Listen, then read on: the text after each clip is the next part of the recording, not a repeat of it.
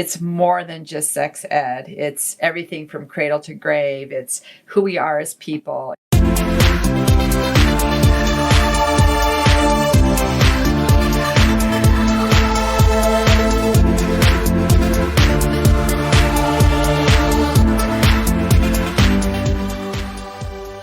Welcome to It's Not Human Sexuality, the show that goes beyond sexuality to reproductive health. Today, we're celebrating our entire podcast series by showcasing some of our best of clips. Back in 2017, reproductive biologist Betsy Cairo came to the college radio station KCSU looking for creative ways to share her reproductive health education message. That's where she met me, Hannah Copeland. We spent some time planning and decided to turn Betsy's reproductive health textbook into audio adventures through the human body for our first season. Joining us for our first day of recording all the way to today is co-host and sexuality educator Mandy Johnson. After season 1, we all explored relationships through a reproductive health lens, a topic that was so big we made it our entire second season. And here we are in season 3. We've opened up our format to include reproductive health expert guests from all over the world. Of course, you can go back and listen to any of these episodes on our podcast feed. Today, we're celebrating our 46th episode and the final episode of season 3. Thanks for being here.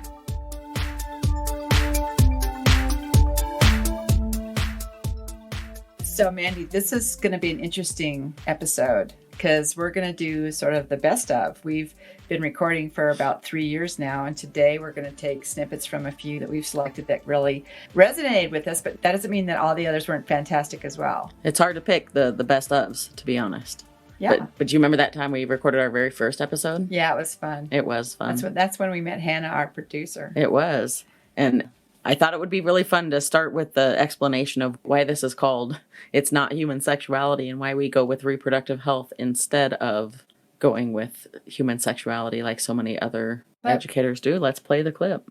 I've noticed that you often mention that reproductive health is not human sexuality. Can you elaborate on that, and why is that distinction important to you? Sure.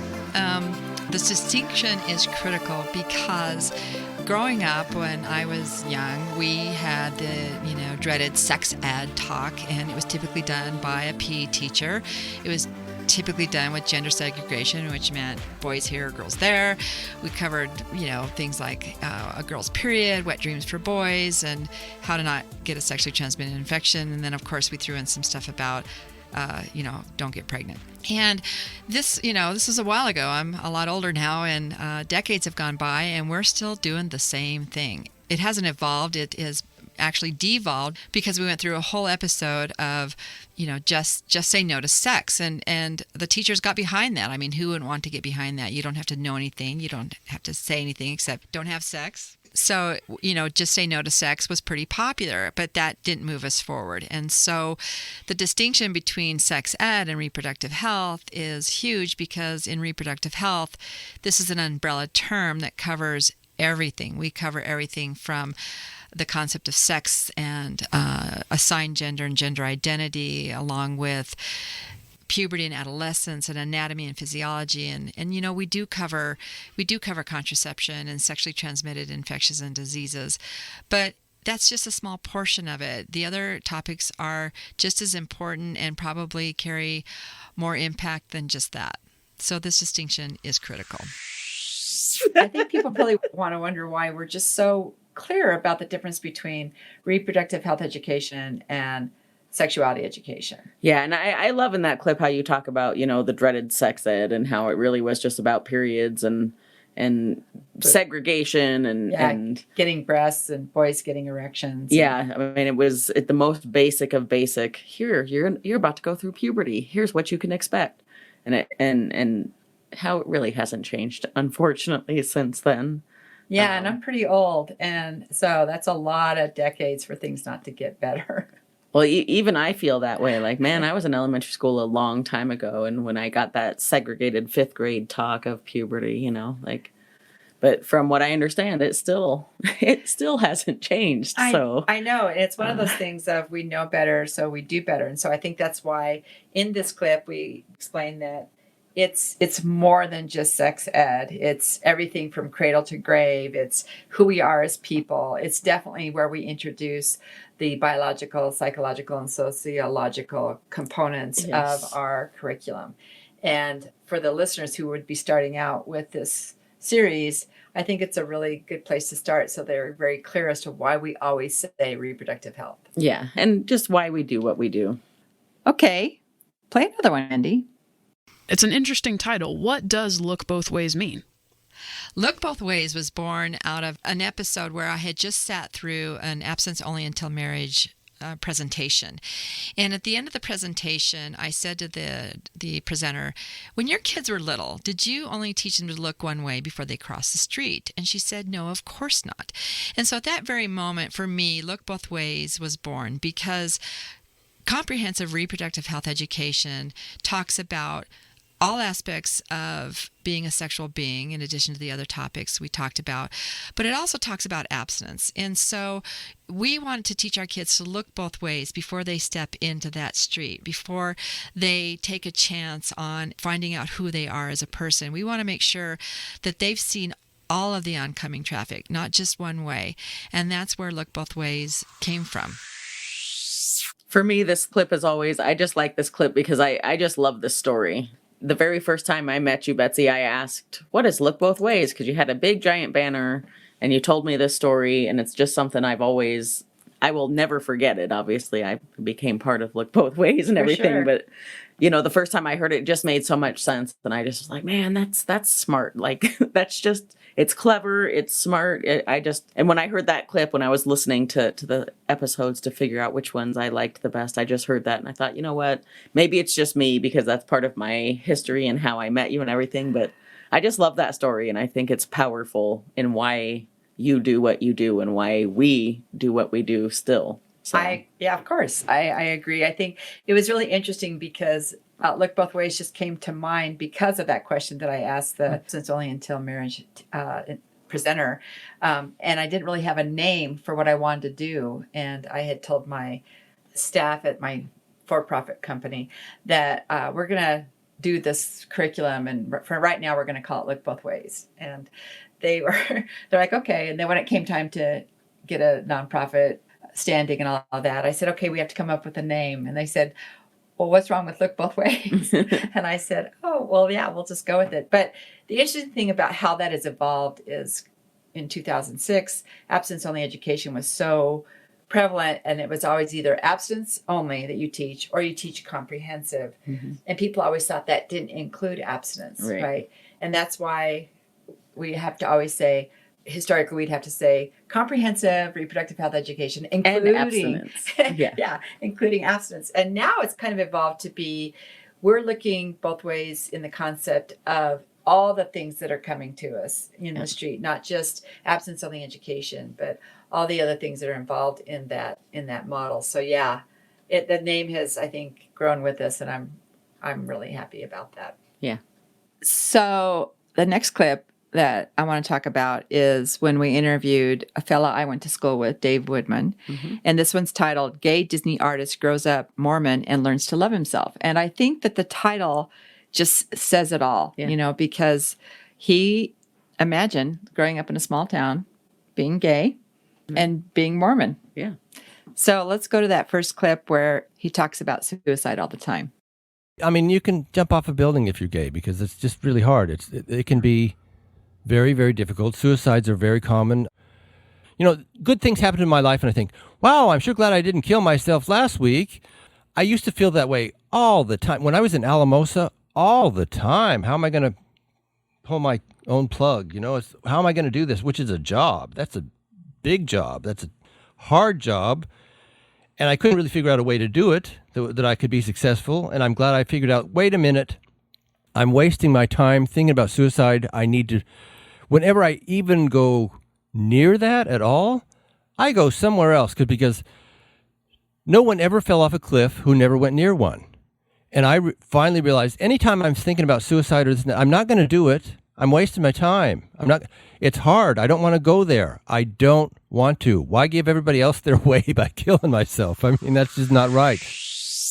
Yeah, that was really great when he said that. I think you and I were both, that was sort of, it was an aha moment, you know, and it's not, I don't think we're trying to minimize suicide in a concept of just don't think about it. That's not really what he was saying. No, but it's a powerful and simple thought that, and to me, it carries a lot of weight of lots of other things. Like it's who you surround yourself with. It's the thoughts you put into your head. It's what you watch on TV. I mean, all of that plays into going near the cliff.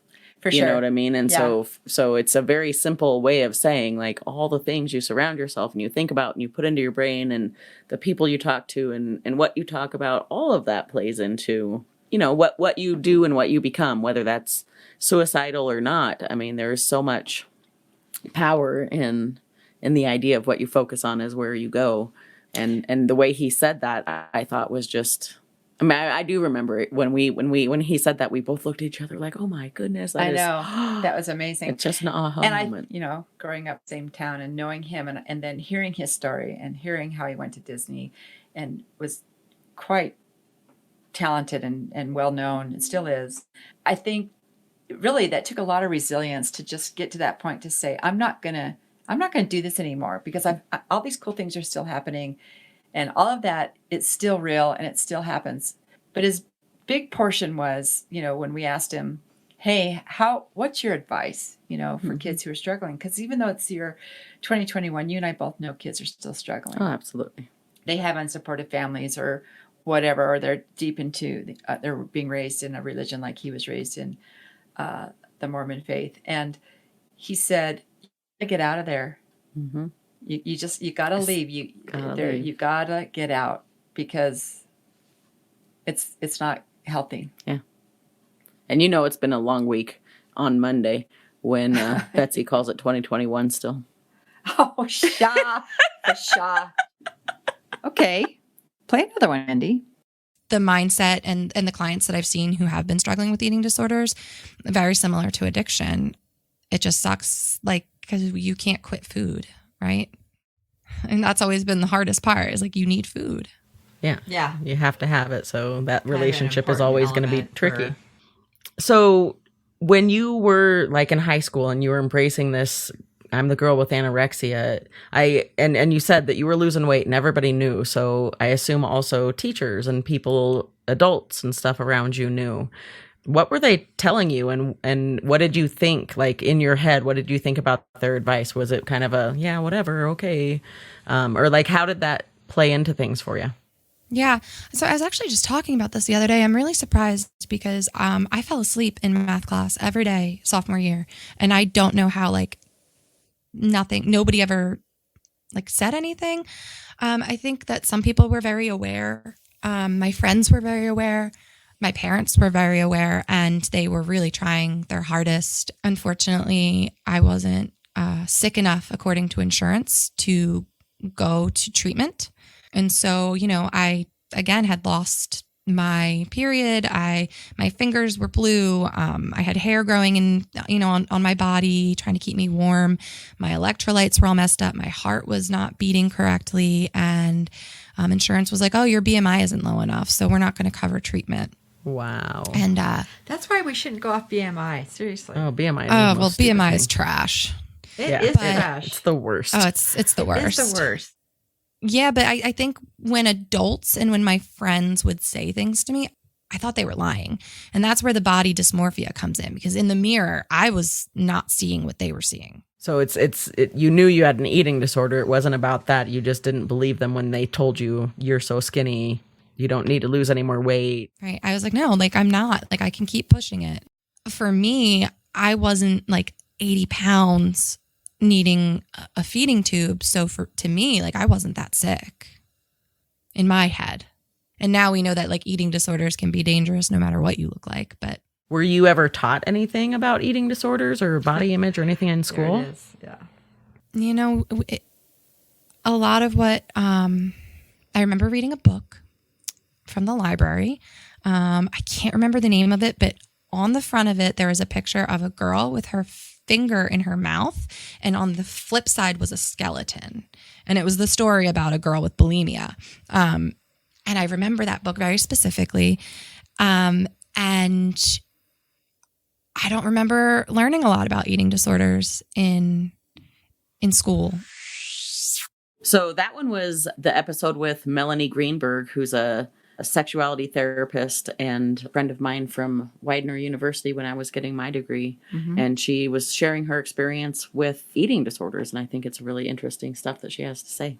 When I was going through episodes and picking ones out for this, this episode with Melanie Greenberg really stood out to me because it just shows the power of education in reproductive health and all angles of reproductive health, because so many young people suffer with eating disorders and aren't taught anything about it.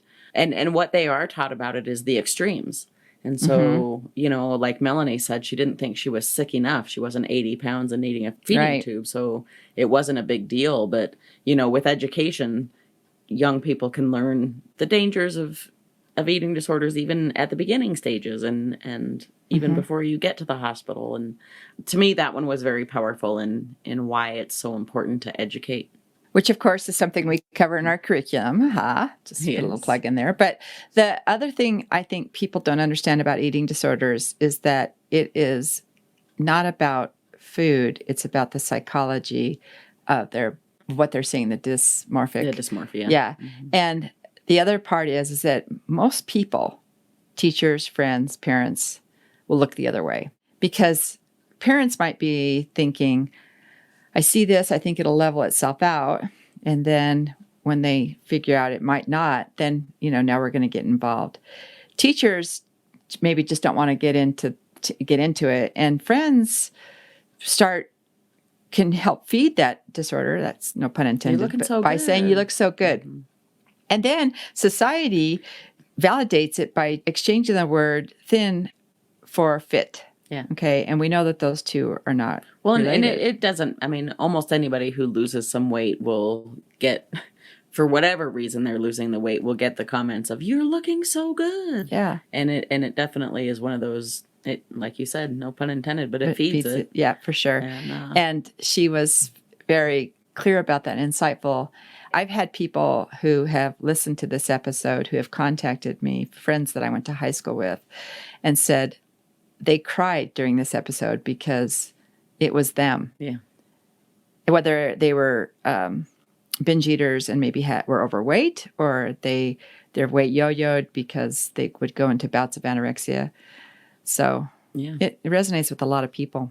It does. It's a real problem. So let's hear the next clip. Consent obviously is first and foremost when you're contracting for any kind of relational pieces. And when we're talking about BDSM, kink, it's really important.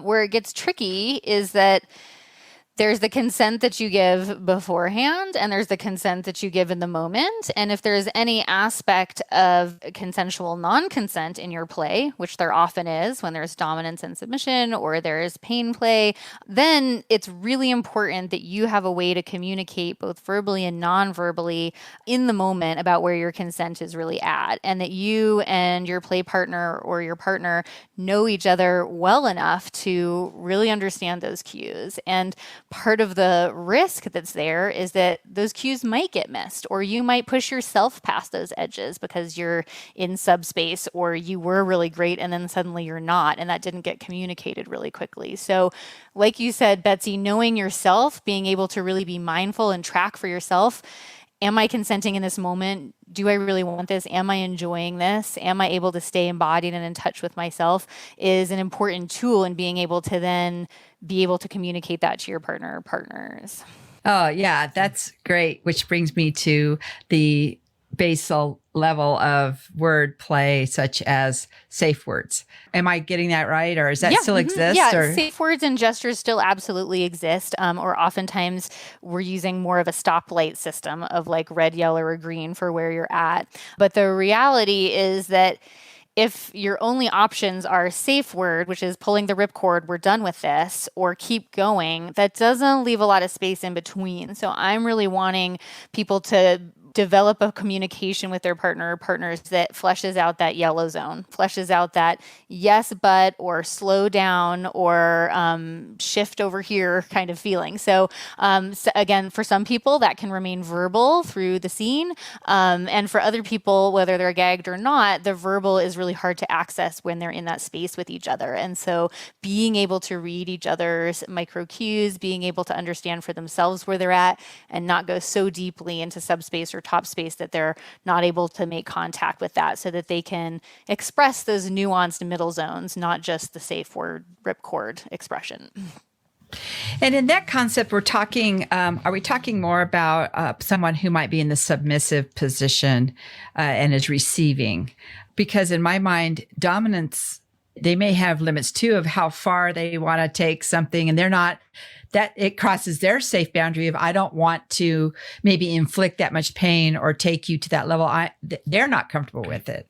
Yeah, and usually that's who is getting talked about the most. And it's also who's getting talked about the most in terms of subspace, which is a phrase I used earlier. And so if you're not familiar, subspace is the place you enter into when your neurotransmitters really wash over you and you drop deeply into your body, but in some ways also out of your body, in terms of you're not in your executive functioning anymore. And so it's known that when you're in that subspace, you are not probably going to be able to say some complex sentence like, please move a little bit to the left or squeeze a little bit less hard, right? You've got to have some other way of speaking. But what's less well known, and oftentimes people who've been in the BDSM community for a long time don't know this, that top space is equally relevant, and that top space is where a dominant or somebody who is, the person who is in charge of the scene and the play also goes into a place where they are not 100% cognizant in their executive function for where they're at. So they can go too far for themselves or the other person without it being something that they were intending on a logical level to do. And they can also have top drop afterwards, just like a sub can have sub drop. And that means that feeling of being drained after a scene is over, after heavy play is over.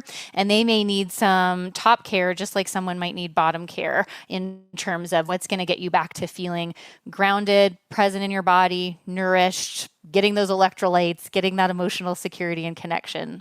And so some of the education I often do with partners is when I see that someone hasn't known that they're having top drop and hasn't known that they too need aftercare, hasn't known that they're going past their edge with their partner in inflicting more pain than they want to inflict.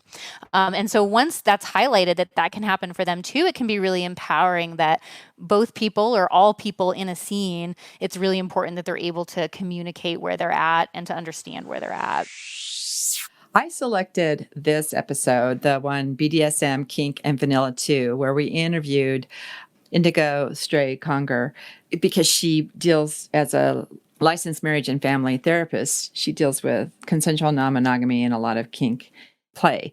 And we get to this word that she was talking about, and the word is consent. And you know how in our classroom we're always saying consent matters, consent matters, consent matters. And I kind of give her a definition of what consent means to me. And she goes, yeah, she said, I think, sure, that can work. But in the BDSM community, or when you're getting into that type of play, it can shift. Yes. What I really liked is she talked about consent before the fact and consent in the moment, because it's two different times that consent is important. It's not just before you get into it, it's also during. I mean, and that's true whether you're BDSM or you're vanilla or whatever kind of sex you're having. Like if you even just want to change positions, that's a new, do you wanna? Yeah, I mean, that's a new question. Yeah, for sure. I loved that was part of what and of course, because in BDSM play, it's so extra important.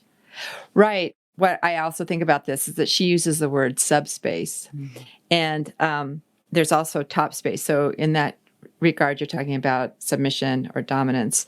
And while that's not generally in the consent arena, the subspace is where the person who is maybe receiving pain goes into a space where they might push the envelope of what they want to receive. Okay. And so then when the play is over, they have to come out of that subspace to, for aftercare.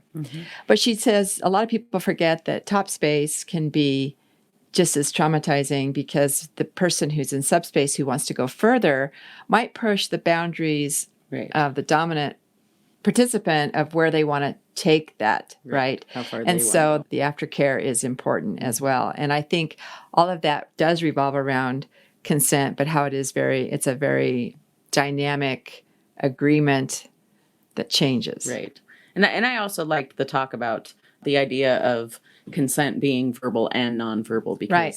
especially in BDSM play, there might be times when you're bound and gagged or something in a way that you can't verbally express, and you can't use hand signals per se, but you still have to be able to let the other person know that it's not okay.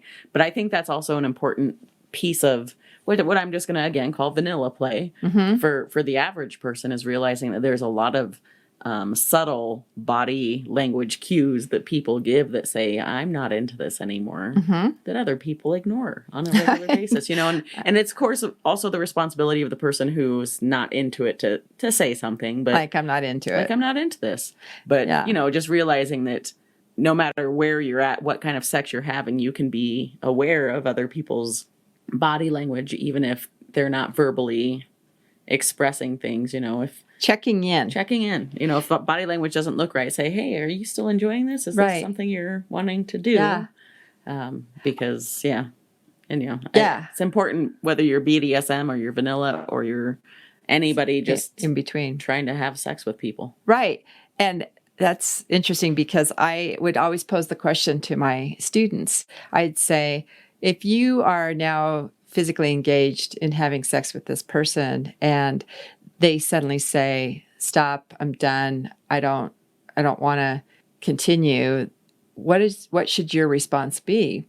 And I'll give you a hint. It's not, well, give me a minute, I'm almost done. That's not the correct response. And so, just the typical response. it's just, and that's not okay. So I would say you stop, you disengage, you get dressed, and probably it may or may not be a good time to have a conversation around it, but it might be, and you have to be open to either episode, right? But eventually it does have to be discussed of what transpired here. And I think that was one of the biggest takeaways from this episode of the BDSM kink, was the communication around this play that must be in place for it to be successful. Yeah. And that communication really should be in everybody's sexual Exactly. encounters. And I think that's our too bad point, that is it's not. this is a take-home message. This is a one-size-fits-all. You can use this anywhere. Absolutely. Okay, play the next one, Betsy. You had talked about how your dad was on death row in Canyon City, and you went to visit him every Sunday. And was this before you told everybody what had happened? Oh, yeah. Nobody Right. knew. Nobody Right. knew. And I'll tell you what you have the proverbial last dinner. And so we had our last dinner. And my dad, as we were walking out after we said our goodbyes, my dad said, Diana, can you come over here for a minute? And first of all, my first feeling was one of panic, because I didn't want to be alone with him. And then I remembered that there's a guard in the room, and it's okay. And what he said to me is, try not to let what I did to you affect the rest of your life. That's all he said. And to me, it was, I guess that was his way of apologizing, but all I could think was, are you kidding me? It affects every moment of every day of my life. And his voice was in my head and directed all of the things that I did and how I interacted. And so that's the only thing he said to me. But we went every Sunday. And one of the best things my oldest brother told me, because he's the one that took us every Sunday, was he said, had I known any of this, we wouldn't have gone to see Dad. And that really helped me. Because he was on my side. Yeah. They just didn't know.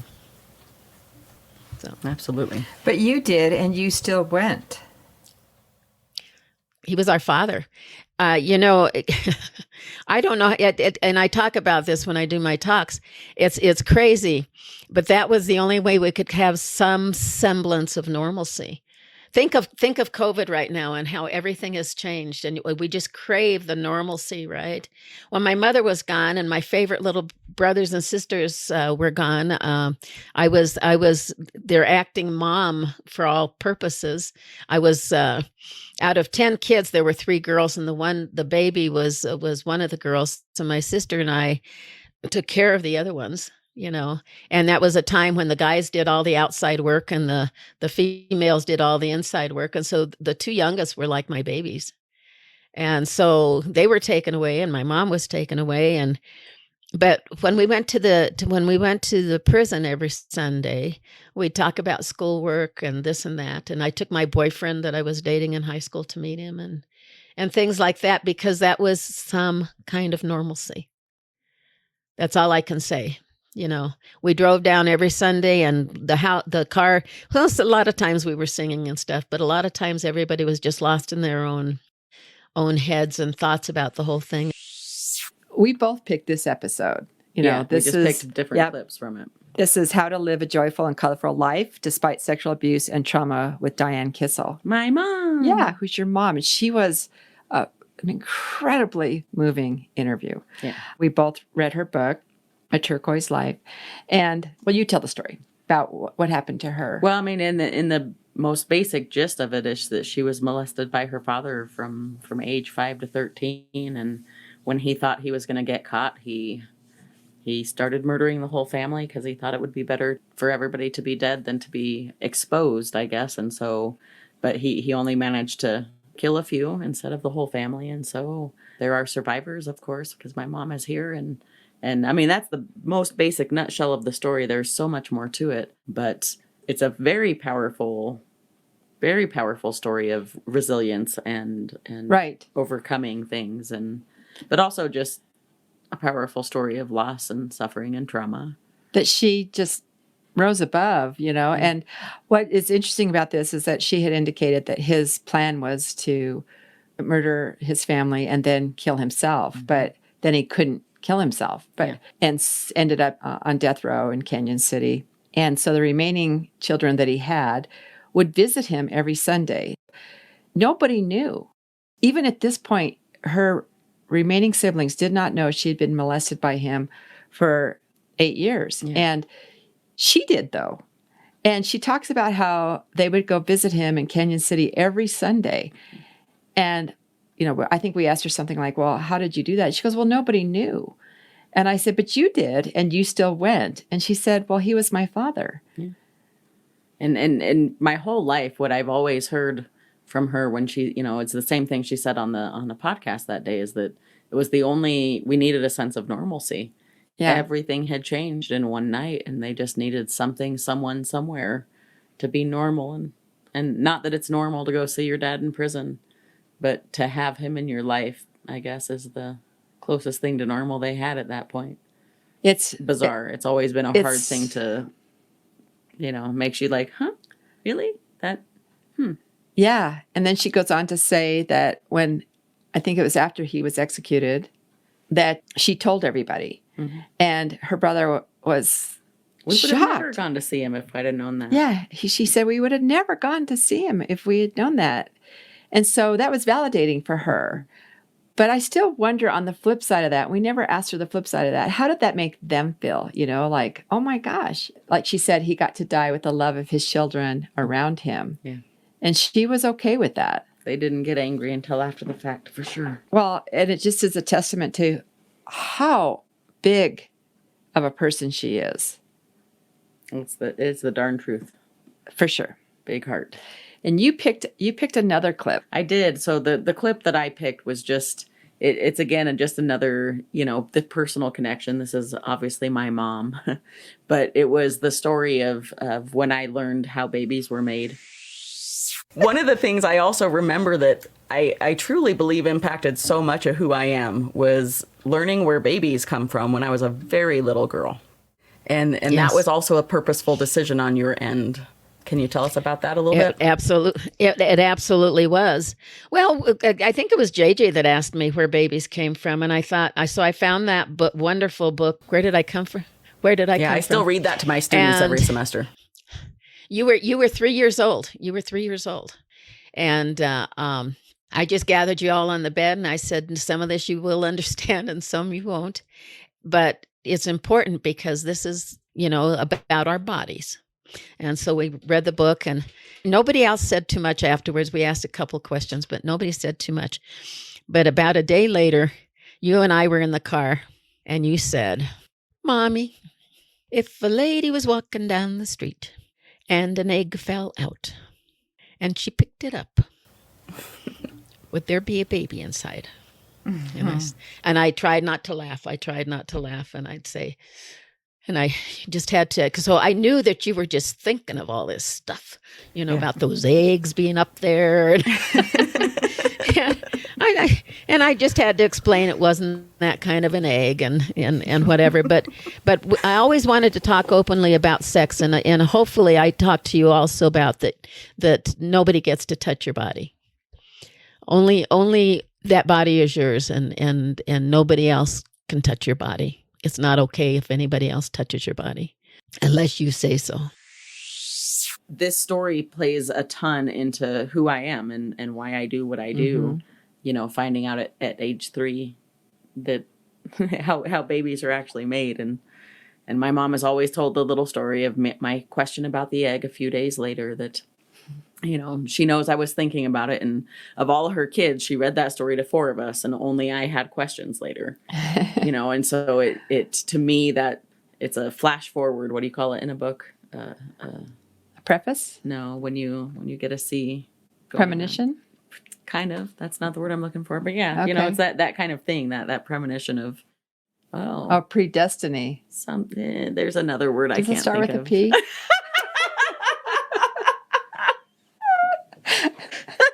I know. I gotta know. It's foreshadowing. Maybe I already said there it. It is foreshadowing. Yeah, but just a predictive. Well, I told you it's like that. It's just not that word.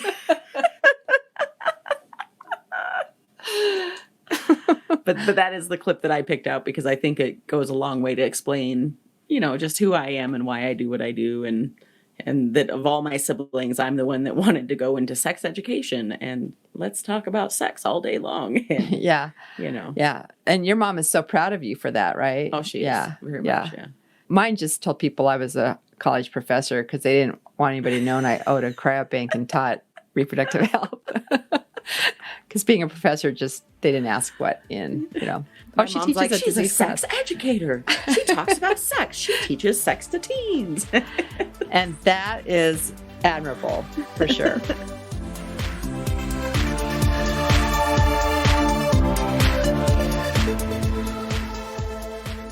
Well, it's been a lot of fun revisiting some of these episodes, and I know that the future is up in the air right now, Betsy. It is.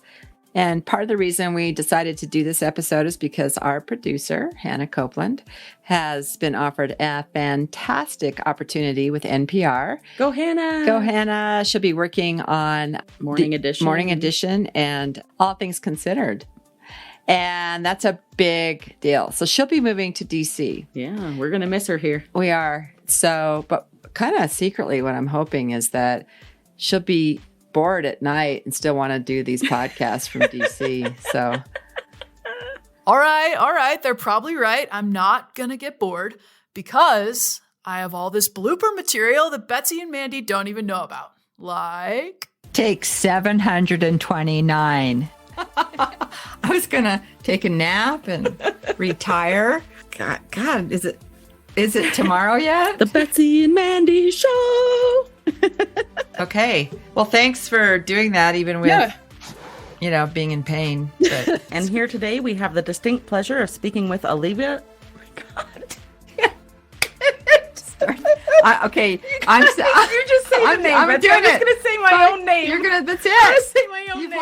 I put my hands in the air when I said that. Oh, nice. Good for you. Let's do a countdown. 3, 2, 1. Mandy never knows when to talk. Oh. The mic went away. Uh-oh. www.lookbothways.us. This is Dr. B. This is not Dr. B. Well. Okay.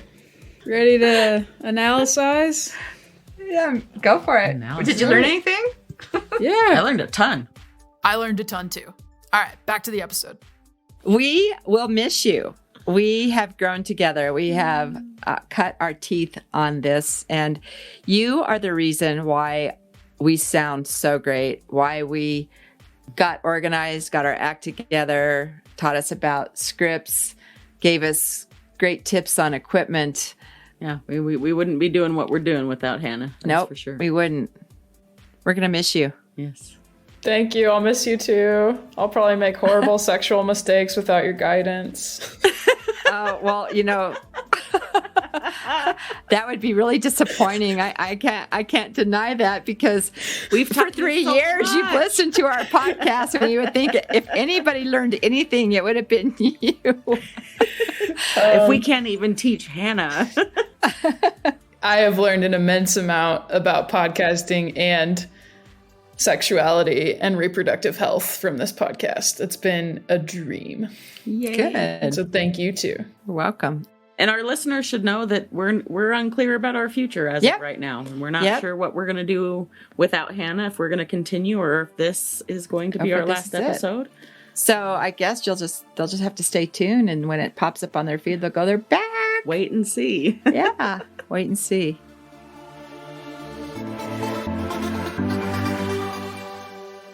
This podcast was created to promote Look Both Ways in the textbook written by Dr. Cairo. Look Both Ways is a nonprofit organization based in Loveland, Colorado, with a mission to educate our youth about their reproductive health to make informed decisions for their future. We do this by educating the educators through professional development, and we also put on free conferences for both teens and parents of teens. Textbooks used at schools are donated by Look Both Ways to eliminate the money obstacle for schools interested in piloting or adopting our curriculum and textbook.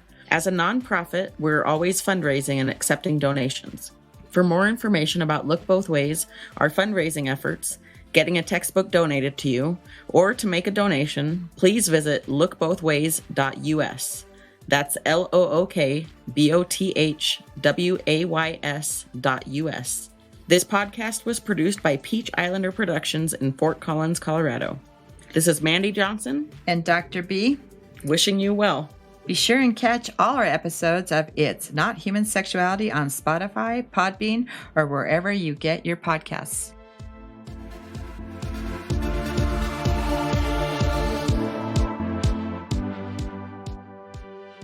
Fire away, matey. I'm not saying that. I knew it. It was so silly. Don't we say Randy? Randy. Let's get Randy. That was a good clip too. There were so many to choose from. I could have done a synopsis on all of them. Yeah. All right. Be safe. Thank you so much. Love you. All right. Love you too. Bye. Bye-bye.